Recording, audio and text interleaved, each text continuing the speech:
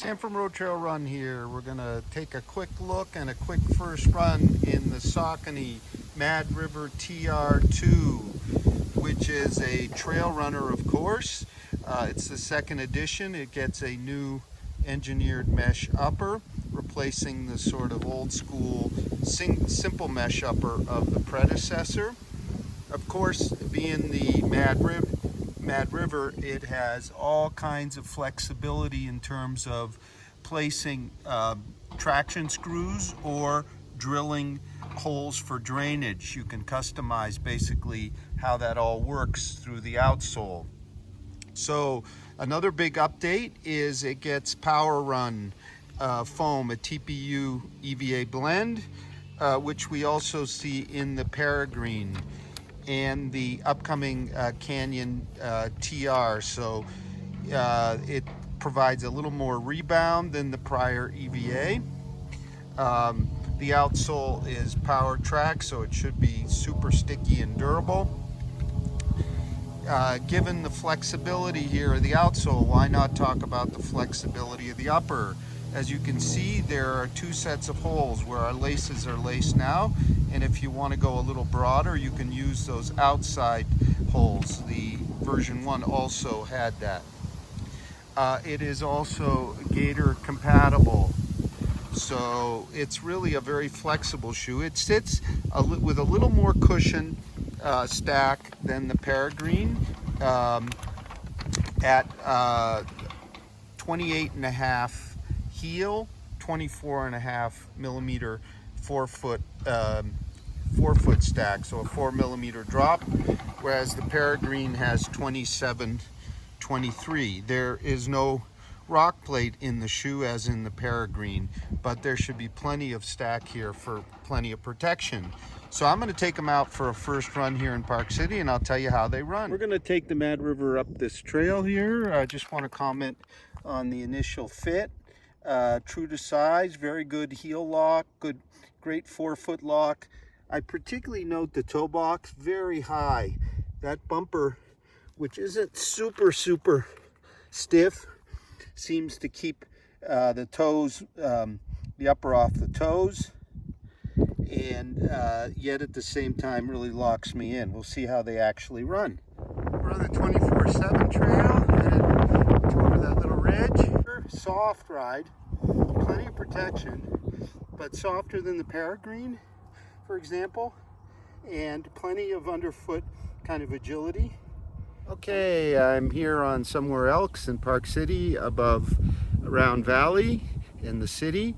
So I'm well into my second run in the Saucony Mad River TR2. My first was about 7.2 miles, or say 17 kilometers of trails off towards Jeremy Ranch.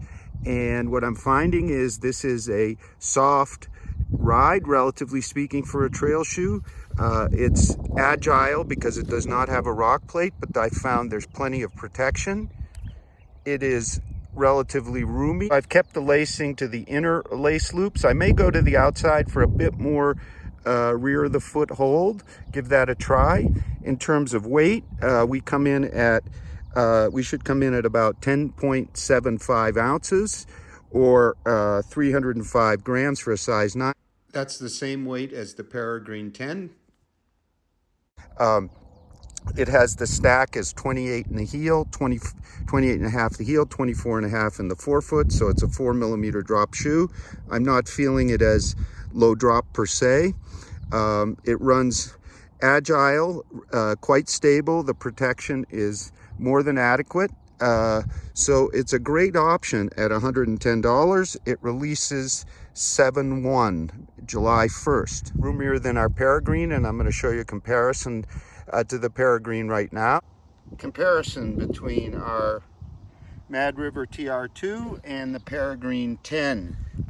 So this is what I'm finding. I'm doing an A/B test, one on each foot. The Mad River is clearly more cushioned midsole as the Peregrine, but the big difference comes at the outsole level. It has a somewhat lower profile outsole, very grippy. than the more massive one here on the Peregrine, and I'm going to show you those two outsoles. So I took them both off, and you can clearly see the Peregrine here has higher lugs and firmer rubber than our Mad River. The Mad River also has plenty of grip.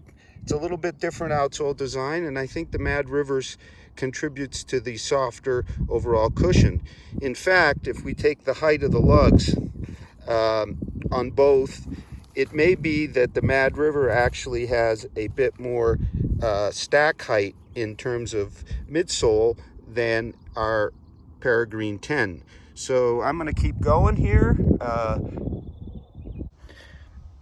So what that does is the Peregrine's outsole feels firmer, the rubber feels firmer, the PWRTRAC rubber, and it is thicker. So overall, the Mad River is definitely softer cushioned, similar but softer cushioned.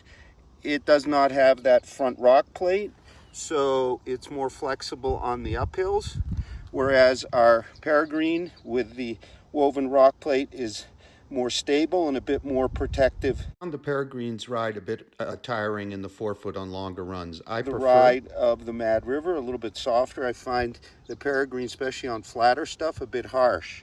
Now, as far as the uppers, the Mad Rivers is clearly a bit more voluminous, and in the toe box you can see the heights here, and a touch less secure at the rear. I get a little bit better hold with the Peregrine. So between these two, it really comes down to a choice. I would say if you're on very rocky terrain, you might prefer the Peregrine, but you won't go as far as the softer, more cushion feeling and a bit roomier Mad River. So what might compare it to? Well, obviously the Peregrine 10, which is a little more stable, a little more protective, and quite a bit firmer. And we're going to have a full review of all the Saucony 2020 line when we get in the Canyon TR, brand new shoe. And of course, we'll be comparing it to the Exodus 10, one of our favorites of 2020. The Exodus 10 weighs about an ounce more than the Mad River, and it has that all TPU PWRUN Plus midsole, so it's a bouncier shoe and even softer and more cushioned. It's a great one. But also I think of the Salomon Sense Ride 3 here. We have more trail feel, at least at the same heel cushioning, and a little bit softer, maybe a touch less forefoot cushioning, and more than adequate or comparable grip. Another one that comes to mind is the Merrell Long Sky, which has I think a more dynamic midsole, but isn't quite as stable in the forefoot because the midsole seems to compress into the outsole, which isn't as full, kind of densely lugged as here. We'll have our full multi-tester written review real soon. So the Mad River at $110 releases July 1st.